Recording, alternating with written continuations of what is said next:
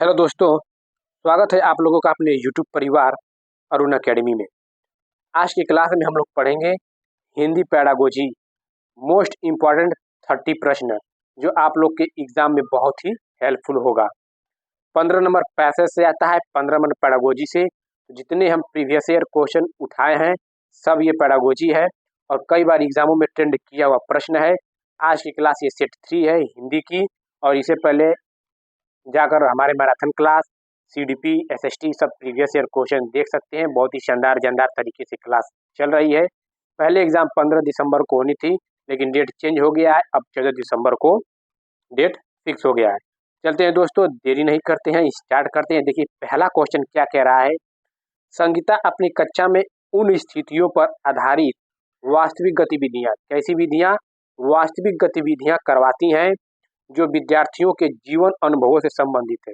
विद्यार्थी को कैसे जीवन अनुभवों से संबंधित है, वह किस शिक्षण विधि का अनुसरण कर रही हैं, क्या श्रव्य भाषिक विधि का, या व्याकरण अनुवाद विधि का, या संप्रेषणात्मक भाषा शिक्षण का, या संरचनात्मक मौखिक उपागम का। तो ऑप्शन नंबर 3 हम लोग लॉक कर देंगे, संप्रेषणात्मक भाषा शिक्षण का। इसमें दोस्तों संप्रेषणात्मक भाषा शिक्षण में विद्यार्थियों के लिए संप्रेषण का सामर्थ्य प्रदान करना, इसे ध्यान में रखना चाहिए।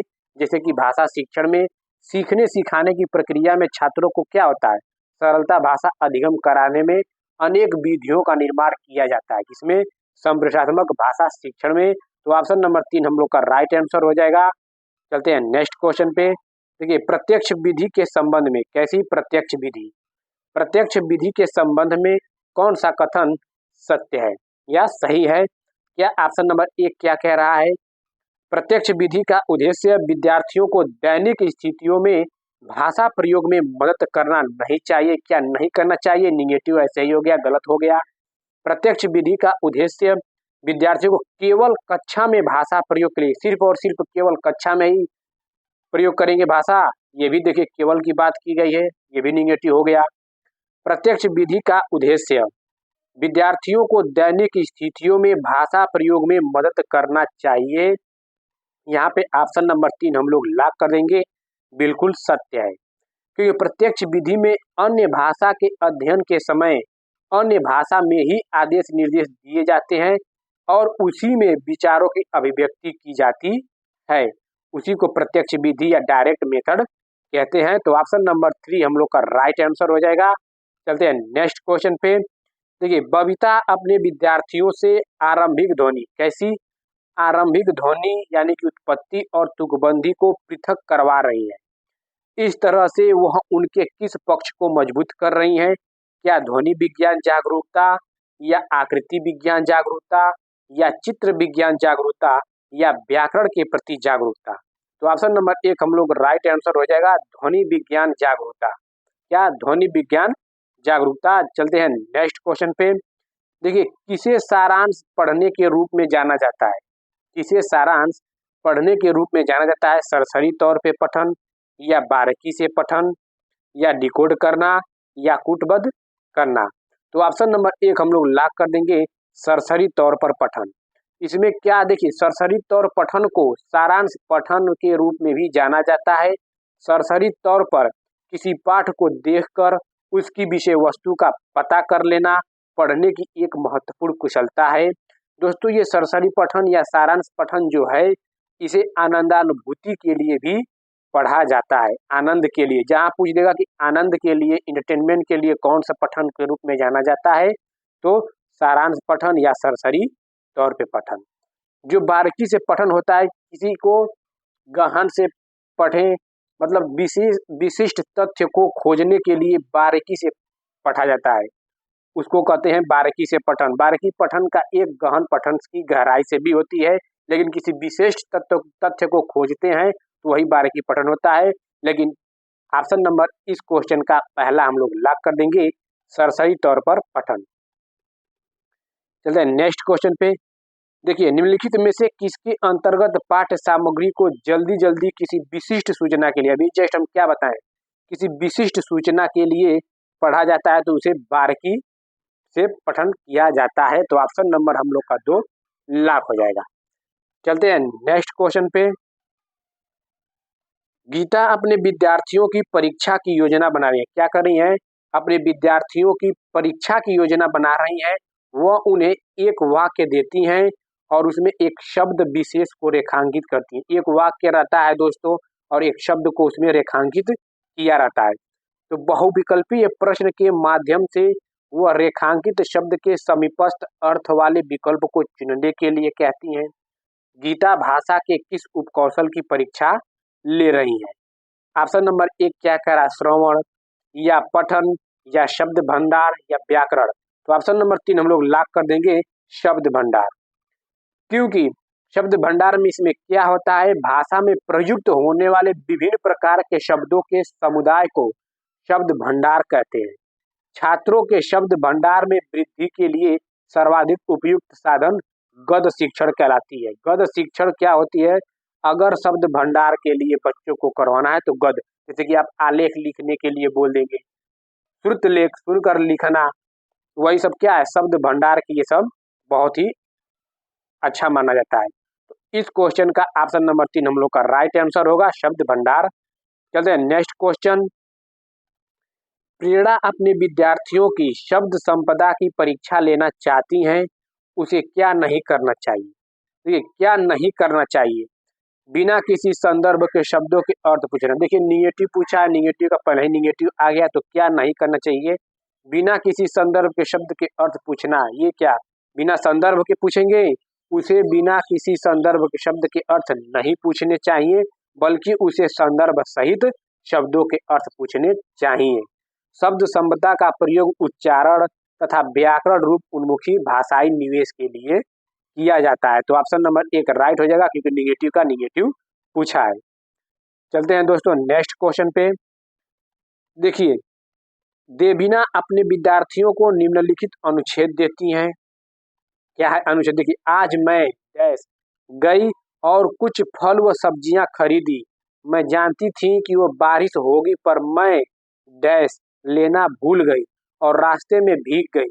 वह विद्यार्थियों को सर्वाधिक उपयुक्त शब्दों के माध्यम से रिक्त स्थान की पूर्ति करने के लिए कहती हैं। देखिए रिक्त स्थान की पूर्ति करने के लिए कहती हैं, तो इसमें क्या होगा? संदर्भ को समझकर सर्वाधिक उपयुक्त शब्द जानना होगा। बिल्कुल सत्य दोस्तों, क्योंकि अगर कोई ये देखिए वाक्य दिया है, इस वाक्य में लड़के अगर तर्क वितर्क करके इस डैश खाली स्थान है इसको भर लेंगे तो उन लोग की शब्द संपदा बढ़ेगी। तो वही है कि संदर्भ को समझकर सर्वाधिक उपयुक्त शब्द जानना होगा। जैसे कि मान लीजिए लड़के आज मैं बाजार गई, यहाँ पे बाजार होगा क्योंकि सब्जियां खरीद रही हैं, तो शब्द संपदा को रिलेट करेंगे तो अपने मन से तर्क वितर्क करके यहाँ पे बाजार भर देंगे। तो बाजार गई और कुछ फल व सब्जियां खरीदी। मैं जानती थी कि बारिश होगी, पर मैं छाता लेना भूल गई। यहाँ पे छाता, तो शब्द संपदा भंडार की ही तो बढ़ोतरी हो रही है। तो ऑप्शन नंबर 1 हम लोग का राइट आंसर होगा, संदर्भ को समझकर सर्वाधिक उपयुक्त शब्द जानना होगा। चलते हैं नेक्स्ट क्वेश्चन। देखिए प्रत्यक्ष विधि में व्याकरण किस प्रकार से पढ़ाई जाती है? तो प्रत्यक्ष विधि में व्याकरण किस प्रकार से पढ़ाई जाती है? तो आगमनात्मक तरीके से पढ़ाई जाती है। पहले क्या करते हैं? पहले आगमनात्मक में पहले एग्जाम्पल, तब रूल की तरफ जाते हैं, जैसे कि उदाहरण से नियम की तरफ। निगमनात्मक में पहले नियम तब उदाहरण देते हैं। तो इस क्वेश्चन का आंसर राइट आंसर पहला होगा।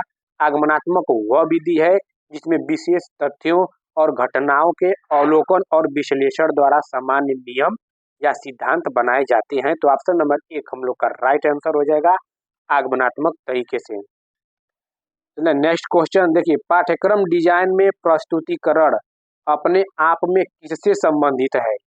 अपने आप में किससे संबंधित है दोस्तों? क्या पहला ऑप्शन क्या कह रहा है? वे प्रक्रियाएं जिनसे कोश विषयक और व्याकरणिक विषय वस्तु का चयन किया जाता है। ऑप्शन नंबर 2 क्या कह रहा है? वे सिद्धांत जिनसे विषय वस्तु का संयोजन और क्रम निर्धारित किया जाता है। बिल्कुल सत्य, ऑप्शन नंबर 2 हम लोग लॉक कर देंगे, क्योंकि इस पाठ्यक्रम डिजाइन में प्रस्तुतिकरण अपने आप में वे सिद्धांत हैं जिनसे विषय वस्तु का संयोजन व क्रम निर्धारित किया जाता है। तो ऑप्शन नंबर 2 हम लोग का राइट आंसर हो जाएगा। चलते हैं नेक्स्ट क्वेश्चन। ये सब दोस्तों प्रीवियस ईयर एग्जामों में पूछा हुआ प्रश्न है, अपने मन से हम कुछ नहीं लेकर आए हैं। सब के सब प्रीवियस ईयर क्वेश्चन हम सब करवाएंगे, बस आप लोग चैनल के माध्यम से जुड़े रहिए। देखिए, वाचन या बोलने और शारीरिक क्रियाओं के समन्वय पर आधारित भाषा शिक्षण विधि कौन सी होगी? तो देखिए, जिसमें बोलने से और शारीरिक गतिविधि जहां आप लोग को दिखे तो समग्र भौतिक प्रतिक्रिया मार दीजिएगा, क्योंकि समग्र भौतिक प्रतिक्रिया उपागम, जिसे सामान्यतः टीआरपी क्या टीआरपी के रूप में जानते हैं, मतलब टोटल फिजिकली रिस्पॉन्स। टीआरपी का मतलब होता है टोटल फिजिकली रिस्पॉन्स के रूप में जाना जाता है। भाषा शिक्षण की ये एक विधि है जो शिक्षण के कहने या आदेश देने के साथ साथ छात्र की शारीरिक गति के समन्वय को संदर्भित करती है। ये समग्र जो भौतिक प्रतिक्रिया है, ये बोलने या कुछ करने के साथ साथ शारीरिक क्रियाओं के समन्वय पर आधारित होती है। तो ऑप्शन नंबर 2 हम लोग का राइट आंसर होगा, समग्र भौतिक प्रतिक्रिया। नेक्स्ट क्वेश्चन क्या कह रहा है? भाषा की कक्षा का परिवेश किस तरह का नहीं होना चाहिए? देखिए, यहाँ पे नहीं होना चाहिए यानी कि निगेटिव पूछा है। बाल अनुकूल, सजीव एवं सक्रिय, संसाधन पूर्ण, ये सब तो अच्छी है, पॉजिटिव है। ये भाषा की कक्षा परिवेश के होने चाहिए, लेकिन तानाशाही नहीं होनी चाहिए। ऑप्शन नंबर 4 हम लोग लॉक कर देंगे, भाषा की कक्षा का परिवेश तानाशाही नहीं होनी चाहिए। चलते हैं नेक्स्ट क्वेश्चन पे। निम्नलिखित में से किसकी उत्पत्ति भाषा की प्रकृति और सामाजिक संदर्भ में पाठ्यक्रम सामग्री की भूमिका के विधा सिद्धांत से हुई है? क्या पाठ्यक्रम पाठ्य सामग्री आधारित निर्देश, या समग्र भाषा, या विषय वस्तु आधारित निर्देश, या परामर्श कोष? तो ऑप्शन नंबर 1 हम लोग लॉक कर देंगे, पाठ्य सामग्री आधारित निर्देश, क्योंकि पाठ्य सामग्री आधारित निर्देश की उत्पत्ति भाषा की प्रकृति और सामाजिक संदर्भ में पाठ्य सामग्री की भूमिका के विधा सिद्धांत से हुई है। तो ऑप्शन नंबर 1 हम लोग का राइट आंसर हो जाएगा, पाठ्य सामग्री आधारित निर्देश। नेक्स्ट क्वेश्चन देखिए क्या कह रहा है? भाषा के विविध प्रकार जो दूसरे से केवल उच्चारण में ही भिन्न नहीं होते, बल्कि शब्द भंडार, व्याकरण और शब्द क्रम में भी भिन्न होते हैं, उन्हें किस रूप में जाना जाता है? तो इन्हें बोली के रूप में जाना जाता है। भाषा के विविध प्रकार जो दूसरे के से केवल उच्चारण में ही भिन्न नहीं, बल्कि शब्द भंडार से, व्याकरण और शब्द क्रम में जितना विनिमय सिनिमय सब होता है, भिन्न होते हैं, उन्हें बोली के रूप में जाना जाता है। ये क्या होती है? ये एक सीमित क्षेत्र में बोली जाने वाली भाषा के स्थानीय रूप को ही बोली कहते हैं। बोली किसे कहते हैं? एक सीमित क्षेत्र में जो बोली जाने वाली भाषा है, जो स्थानीय रूप को ही बोली कहते हैं। तो ऑप्शन नंबर 1 राइट आंसर हो जाएगा, बोली। चलते हैं नेक्स्ट क्वेश्चन। देखिए, आर्मी विधि और किस नाम से जानी जाती है? आर्मी विधि किस नाम से जानी जाती है? क्या श्रव्य भाषिक विधि, या प्रत्यक्ष विधि, परामर्श, या समग्र भौतिक? देखिए, आर्मी विधि को श्रव्य भाषिक विधि के नाम से भी जानी जाती है। इस विधि में शिक्षण क्या होते हैं? बोली जाने वाली भाषा से शुरू होता है और सामग्री को लिखित रूप में प्रस्तुत करने से पहले मौखिक रूप से पढ़ाया जाता है। जैसे श्रव्य भाषिक विधि, सुनकर लिखना, श्रव्य भाषिक विधि, उसी को ही आर्मिक विधि कहते हैं। तो ऑप्शन नंबर 1 हम लोग का राइट आंसर हो जाएगा। चलते हैं नेक्स्ट क्वेश्चन पे दोस्तों। देखिए, कक्षा 8 की अध्यापिका भाषा शिक्षण के दौरान शिक्षार्थियों को व्याकरण और शब्द भंडार की आपसी संबद्धता के बारे में बताती हैं। वह किस विधि का अनुसरण कर रही है? कोश विषयक मॉडल का, या सामाजिक सांस्कृतिक मॉडल, या विधि मॉडल, या कार्यात्मक? तो ऑप्शन नंबर 1 हम लोग का राइट आंसर हो जाएगा, कोश विषयक मॉडल का। चलते हैं नेक्स्ट क्वेश्चन पे। देखिए, मानवीय मस्तिष्क में भाषा अर्जन, क्या भाषा अर्जन उपकरण पहले से ही मौजूद होते हैं, जिसके माध्यम से परिवेश में मौजूद भाषाओं का अर्जन होता है? यह कथन किसके सिद्धांत से संबंधित है? लेवाइगोस्की से, या जीन पियाजे से, या ब्रूनर से, या नॉम चॉम्स्की से? तो ऑप्शन नंबर 4 हम लोग का राइट आंसर हो जाएगा, नॉम चॉम्स्की के, क्योंकि नॉम चॉम्स्की मानते हैं कि बच्चों में भाषा जन्मजात क्षमता मौजूद रहती है। उसमें एक डिवाइस भी रहता है जिसे एलेडिक डिवाइस के नाम से जाना जाता है। नॉम चॉम्स्की, देखिए लेवाइगोस्की क्या कहते हैं? लेवाइगोस्की कहते हैं कि बच्चे भाषा, समाज और संस्कृति से अंतःक्रिया करके सीखते हैं, यानी कि इंटेक्ट करके सीखते हैं। जिन पियाजे मानते हैं कि बच्चे इंडिविजुअल यानी कि व्यक्तिगत रूप से सीखते हैं और जैविक परिपक्वता को महत्व किसने दिया? तो जीन पियाजे ने। लेकिन इस क्वेश्चन का राइट आंसर नोम चॉम्स्की होगा, क्योंकि इसने बच्चों को भाषा जन्मजात क्षमता माना है। चलते हैं नेक्स्ट क्वेश्चन पे। भाषा अध्यापक होने के नाते शिक्षण का आपका क्या उद्देश्य होना चाहिए?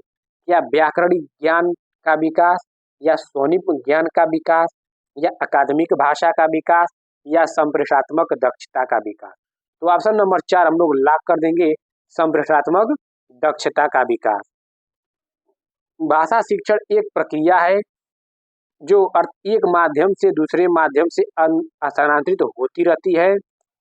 इसके अंतर्गत शिक्षार्थी को किस प्रकार से पढ़ना लिखना सिखाया जाए, इस बात पर बल दिया जाता है किसमें? संप्रेषणात्मक दक्षता विकास में। चलते हैं नेक्स्ट क्वेश्चन। देखिए, क्रेसन के अनुसार, यानी कि स्टीफन क्रेसन के अनुसार कौन अधिक निवेश देखते एवं ग्रहण करते हैं, विश्वास के साथ अंतः क्रिया करते हैं, और जिन बच्चों को निवेश मिलता है उनके संबंध में अधिक ग्रहणशील होते हैं? देखिए यहाँ पे देखिए कहा है कौन अधिक निवेश देखते एवं ग्रहण करते हैं। तो न्यून प्रभात्मक फिल्टर वाले क्या करते हैं? अधिक निवेश देखते एवं ग्रहण करते हैं। जैसे स्टीफन क्रेसन ने सेकेंड लैंग्वेज एक्विजिशन, यानी कि द्वितीय भाषा अर्जन का सिद्धांत किसने दिया? तो स्टीफन क्रेसन ने दिए हैं। इनका कहने का मतलब यही है कि बच्चे तो अपनी मातृभाषा तो सीख ही लेते हैं और इसके साथ साथ दूसरी भाषा भी सीख लेते हैं। जैसे मान ली अंग्रेजी सीखना है तो उसको भी ग्रहण कर लेते हैं। तो एक स्तर से अधिक उनको इनपुट यानी निवेश या परिवेश दिया जाए, वही है स्टीफन क्रेसन का। तो न्यून प्रभात्मक फिल्टर वाले बच्चे क्या करते हैं? अधिक निवेश देखते हैं, यानी कि ग्रहण करते हैं, एक स्तर ऊपर या एक स्तर ज्यादा। तो ऑप्शन नंबर 1 यहाँ पे राइट आंसर हो जाएगा। और सेकेंड लेवल एक्विजिशन का सिद्धांत स्टीफन क्रेसन ने ही दिए हैं, द्वितीय भाषा अर्जन। नेक्स्ट क्वेश्चन क्या कह रहा है? सकारात्मक अंतर्निर्भरता समूह रचना, व्यक्तिगत जवाबदेही और सामाजिक कौशल किसके आधारभूत तत्व हैं? क्या समुदाय आधारित भाषा शिक्षण, या कार्य आधारित भाषा शिक्षण, या पाठ्य आधारित भाषा शिक्षण, या सहयोगात्मक शिक्षण? तो ऑप्शन नंबर हम लोग यहाँ पे देखिए दोस्तों दिया है क्या? ऑप्शन नंबर 4 हम लोग लॉक कर देंगे, सहयोगात्मक शिक्षण। क्योंकि यहाँ पे सकारात्मक अंतर्निर्भरता समूह रचना व्यक्तिगत जवाब, देखिए यहाँ पे समूह रचना की बात कर दिया है, तो सहयोगात्मक शिक्षण यहाँ पे राइट आंसर हो जाएगा। ऑप्शन नंबर 4 हम लोग का लॉक हो जाएगा। चलते हैं नेक्स्ट क्वेश्चन पे। देखिए, एक भाषा अध्यापक होने के नाते, एक भाषा अध्यापक होने के नाते निम्नलिखित में से कौन सा द्वितीय भाषा अर्जन के लिए अधिक सही रूप से लागू होता है? द्वितीय भाषा अर्जन के लिए क्या सरल निवेश का प्रावधान, या वाक्यगत संरचनाओं के अनुभव, या मानक शब्द भंडार से परिचित कराना, या तनाव मुक्त परिवेश का सृजन? तो ऑप्शन नंबर 4 हम लोग का राइट आंसर हो जाएगा। एक भाषा अध्यापक होने के नाते निम्नलिखित में से जो द्वितीय भाषा अर्जन के अधिक सही रूप से लागू होगा वह तनाव मुक्त परिवेश का सृजन। चलते हैं नेक्स्ट क्वेश्चन दोस्तों देखते हैं। देखिए मोस्ट इंपॉर्टेंट, ये तो हर एग्जाम में ट्रेंड करता है प्रश्न। भाषा अध्यापक के नाते आपको वस्तुनिष्ठता के साथ विद्यार्थियों का आकलन करना है, आपके लिए कौन सा सहायक है? क्या लिखित परीक्षाएं, या प्रदत्त कार्य, या निबंध लेखन, या रूब्रिक? तो ऑप्शन नंबर 4 हम लोग का राइट आंसर हो जाएगा, रूब्रिक। क्योंकि रूब्रिक जिसे शीर्ष एक आकलन उपकरण है जो छात्रों के प्रदर्शन को भिन्न भिन्न श्रेणियों में क्या करता है? आकलन करते के लिए विभाजन, एक वर्ग से दूसरे वर्गों के विभाजन के लिए, तथा समग्र पदक्रम के अंकन के लिए प्रयोग किया जाता है। किसका? ये रूब्रिक का। रूब्रिक को मापदंड हुआ, सीट, ग्रेडिंग योजना या स्कोर गाइडिंग के रूप में भी जाना जाता है। जो ये रूब्रिक है दोस्तों, रूब्रिक को मापदंड शीट, ग्रेडिंग योजना या स्कोर गाइडिंग के रूप में भी जाना जाता है। चलते हैं नेक्स्ट क्वेश्चन पे दोस्तों। देखिए, एक अध्यापक एक ही समय पर सभी मानकों का प्रयोग करते हुए विद्यार्थियों द्वारा किए गए कार्यों की समग्र गुणवत्ता का आकलन करना चाहता है। उस अध्यापक के लिए कौन सी रूब्रिक अधिक सहायक होगी? क्या विश्लेषणात्मक होगी, या समग्रतावादी होगी, या सामान्य या विशिष्ट कार्याधारी? तो ऑप्शन नंबर 2 हम लोग लॉक कर देंगे, समग्रतावादी। क्योंकि भाषा का समग्रतावादी दृष्टिकोण भाषा विमर्श के गलियारों में होम लैंग्वेज अप्रोच के नाम से जाना जाता है। किसे? समग्रतावादी जो इसे होम लैंग्वेज अप्रोच के नाम से जाना जाता है, जो भाषा को संप्रेषण के माध्यम बनाने और शब्दकोश तथा वाक्यगत नियमों के बंधन के अलावा क्या करता है, अन्य पहलुओं पर भी ध्यान देने की गुजारिश करता है। तो ऑप्शन नंबर 2 हम लोग लॉक कर देंगे, समग्रतावादी। नेक्स्ट क्वेश्चन पे देखिए क्या कह रहा है, समग्र भौतिक प्रतिक्रियाएं के बारे में कथनों को ध्यान में रखें। देखिए ऑप्शन नंबर कथन ए क्या कह रहा है, गत्यात्मक गतिविधि के साथ मौखिक अभ्यास से सफल प्रत्यास्मरण की संभावना बढ़ जाती है, बिल्कुल बढ़ जाती है। बी क्या कह रहा है, द्वितीय भाषा अर्जन बच्चे की प्रथम भाषा अर्जन के समांतर प्रक्रिया, बिल्कुल ये भी सत्य है। तो ऑप्शन नंबर ए और बी दोनों हम लोग सत्य मान लेंगे। चलते हैं दोस्तों नेक्स्ट क्वेश्चन पे। देखिए भाषा अध्यापक होने के नाते भाषा शिक्षण अधिगम के बारे में आपका क्या मत है? भाषा शिक्षण के बारे में आपका क्या मत है? आप लोग एक अध्यापक के रूप में रहकर सोचिए। ये क्या कह रहा है, ये कह रहा है कि भाषा अधिगम में बोधगम्य योग्यताएं उत्पादक कौशल से पहले आती है, बिल्कुल। भाषा अधिगम में बोधगम्य योग्यताएं उत्पादक कौशल से पहले आती हैं, बिल्कुल सत्य है। श्रवण के द्वारा अर्जित कौशल दूसरे कौशलों में स्थान, बिल्कुल। जब आप एक दूसरे से श्रवण के द्वारा अर्जित कौशल को दूसरे कौशल में भी स्थानांतरित होता है। भाषा शिक्षण में अर्थ पर बल देना चाहिए, न कि नियम, बिल्कुल सत्य है। नियमों के ऊपर नहीं जाएंगे, भाषा शिक्षण में अर्थ पर बल देना। भाषा शिक्षण पर्यावरणीय प्रभाव से मुक्त होती है, बिल्कुल नहीं, ये गलत है। जितने अच्छे आप पर्यावरण देंगे, इन्वायरमेंट देंगे, उतनी भाषा कौशल शिक्षणों का बढ़ावा वृद्धि होगी। तो ए बी सी सत्य है, ऑप्शन नंबर 1 हम लोग लॉक कर देंगे। चलते हैं नेक्स्ट क्वेश्चन पे। इसका देखिए क्वेश्चन यहाँ पे ऑप्शन नीचे है, कोई बात नहीं, देख लेते हैं प्रश्न पहले। निम्नलिखित में से कौन सा भाषा शिक्षण के लिए बोध और भौतिक क्रियाओं के प्रयोग? भौतिक क्रिया हम जस्ट ऊपर बताए हैं, जो शारीरिक से होती है, समग्र रूपता से वही होती है। तो देखिए समग्र भौतिक प्रतिक्रिया ऑप्शन नंबर 2 हम लोग लॉक कर देंगे, क्योंकि इसमें समग्र भौतिक प्रतिक्रिया उपागम, जिसे आमतौर पर टीपीआर के रूप में जाना जाता है, टोटल फिजिकली रिस्पांस, जो टीपीआर है दोस्तों, इसे टोटल फिजिकली रिस्पांस के रूप में जाना जाता है। भाषा शिक्षण की एक विधि यह है जो शिक्षक के कहने या आदेश देने के साथ साथ छात्र की शारीरिक गति के समन्वय को संदर्भित करती है। तो ऑप्शन नंबर 2 हम लोग का राइट आंसर हो जाएगा, समग्र भौतिक प्रतिक्रिया। नेक्स्ट क्वेश्चन क्या कह रहा है, एक अध्यापिका क्रिया का परिचय देने के लिए विद्यार्थियों को निम्नलिखित क्रियाएं करने के लिए कहती हैं। देखिए अपने हाथ धोकर आइए, अपना चेहरा धोकर आइए। अब क्या कहें कि भौतिक प्रतिक्रिया में क्या होता है, देखिए बोलचाल के साथ साथ जो शारीरिक गतिविधियां आ जाए उसी को क्या कहते हैं, समग्र भौतिक प्रतिक्रिया, टीपीआर, यानी कि टोटल फिजिकली रिस्पॉन्स। तो ऑप्शन नंबर 4 हम लोग का राइट आंसर हो जाएगा। चलते हैं नेक्स्ट क्वेश्चन।